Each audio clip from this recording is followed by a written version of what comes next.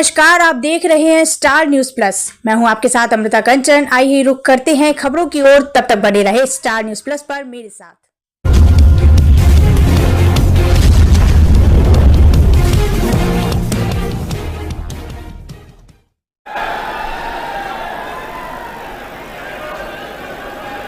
ये देखिए, ये इससे आपको पूरी हरियाणा की हालत पता लग जाएगी। सबसे पहले जैसे ही मैंने आज ये गाड़ी में जलेबी चखी, मैंने अपने बहन को सीधा मैसेज भेजा। मैंने कहा प्रियंका को जलेबी बहुत अच्छी लगती है।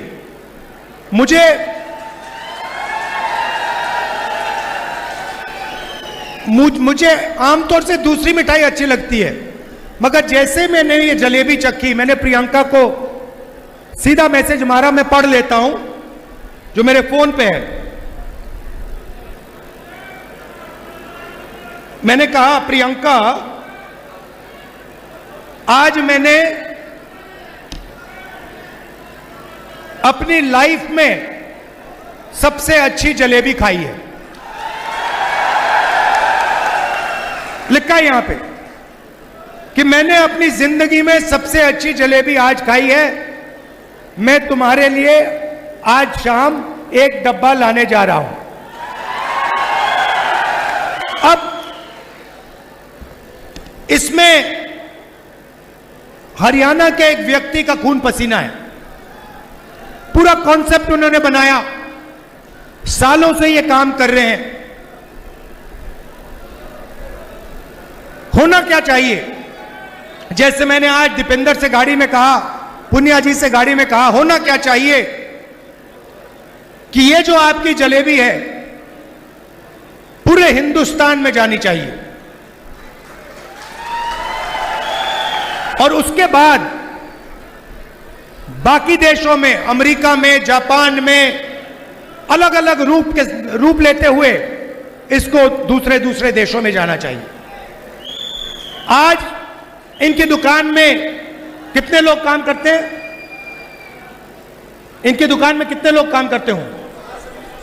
मान लो इनकी दुकान में आज 100 लोग काम करते हैं, तो अगर इनकी जलेबी बाकी हिंदुस्तान में जाएगी, बाकी दुनिया में जाएगी, तो शायद उनकी फैक्ट्री में एक दिन 10,000, 20,000, 30,000, 50,000 लोग काम कर सकें।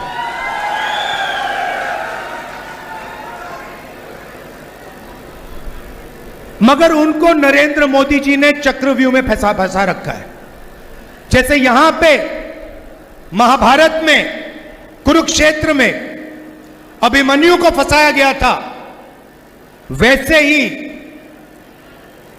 इन्हीं को, मथुराम जी को चक्रव्यूह में फंसाया गया है।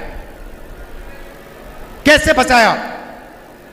सबसे पहले नोटबंदी, उसके बाद गलत जीएसटी, उसके बाद अरबपतियों को, 2-3 अरबपतियों को बैंक का सारा पैसा पकड़ा दिया। अगर आप इनसे जाके पूछेंगे कि भैया बैंक से आप पैसा मांग सकते हो, लोन ले सकते हो, और मशहूर आदमी है, अगर आप इनसे पूछोगे, ये कहेंगे नहीं भैया, बैंक हमें कर्जा नहीं देगा। बैंक तो हिंदुस्तान में आज अदानी और अंबानी को ही पैसा दे सकता है। वहां नहीं बात रुकती। इनको फिरौती की कॉल आती है, बाहर देश से कॉल आती है, एक्सटॉर्शन किया जाता है, 5 लाख 10 लाख रुपए मांगे जाते हैं, डराया जाता है, धमकाया जाता है। और ये सिर्फ एक आदमी के साथ नहीं हो रहा है, ये हजारों लाखों लोगों के साथ हरियाणा में किया जा रहा है। नरेंद्र मोदी जी ने और आपकी सरकार ने हरियाणा को बेरोजगारी का सेंटर बना दिया है। हरियाणा में अगर कोई रोजगार चाहता है उसे नहीं मिल सकता। मैं अभी गया, अमेरिका गया, डैलस गया। डैलस में हमें फोन कॉल आता है, कहते हैं राहुल जी हम आपसे मिलना चाहते हैं। कौन हो आप? हम हरियाणा के युवा हैं। सॉरी, मुझे अभी बताया गया मथुराम जी को 2 करोड़ रुपए की फिरौती की कॉल आई थी। तो डैलस गया, डैलस में मुझे कहते हैं भैया हम आपसे मिलना चाहते हैं। आप कौन हो? हम हरियाणा के युवा हैं। डैलस में क्या कर रहे हो? हरियाणा से हम भाग के गए हैं। क्यों गए? हरियाणा में रोजगार नहीं है, हरियाणा में महंगाई है, हरियाणा में हम अपना सपना पूरा नहीं कर सकते, इसीलिए हम अमेरिका गए। कैसे गए? खेत बेचकर, 50 लाख रुपए देकर, कर्जा लेकर गए। कहां से गए?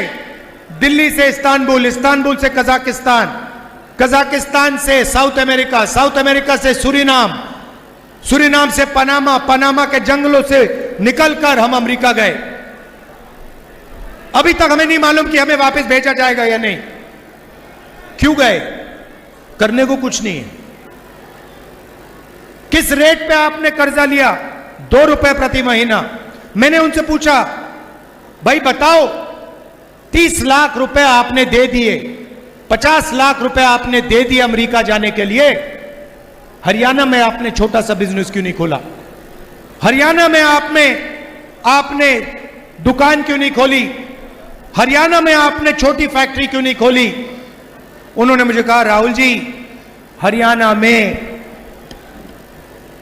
छोटी फैक्ट्री, छोटा बिजनेस सफल हो ही नहीं सकता, इसलिए हम अमेरिका गए हैं।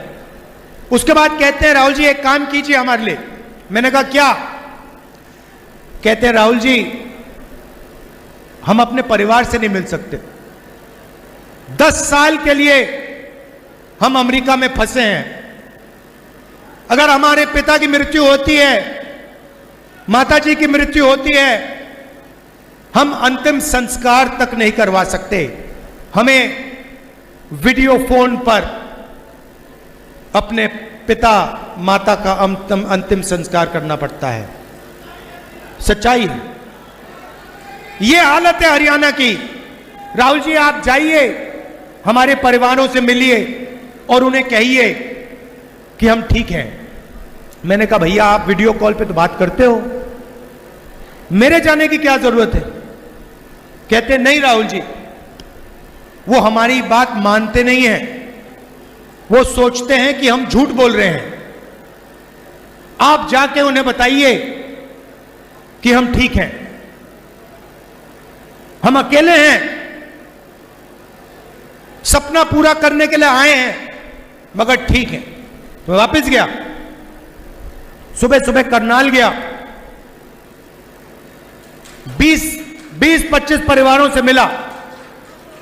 अजीब सी बात है, वीडियो कॉल पर, कंप्यूटर पर, एक तरफ अमेरिका में हरियाणा के युवा, हरियाणा के भविष्य अमेरिका में बैठे हैं क्योंकि उनको हरियाणा में रोजगार नहीं मिल सकता।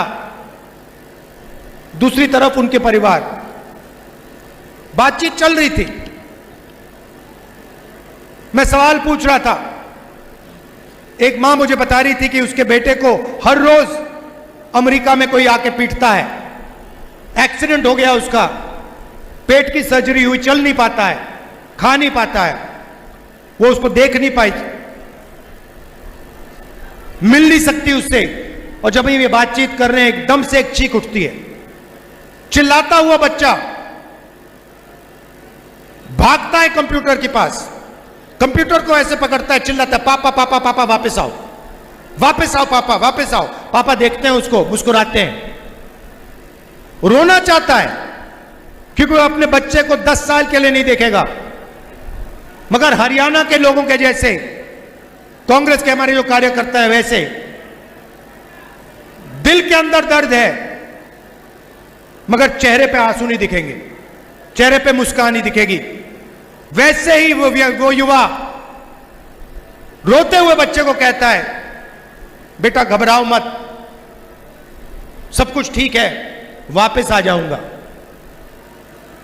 अपने बच्चे से उसको झूठ बोलना पड़ता है, वापस नहीं आएगा, 10 साल के लिए वापस नहीं आ सकता है। बीजेपी की सरकार की देन है, नरेंद्र मोदी जी की देन है। ऐसा हरियाणा हमें नहीं चाहिए। यहां पे अदानी जी के लिए, अंबानी जी के लिए, अरबपतियों के लिए सब कुछ होता है,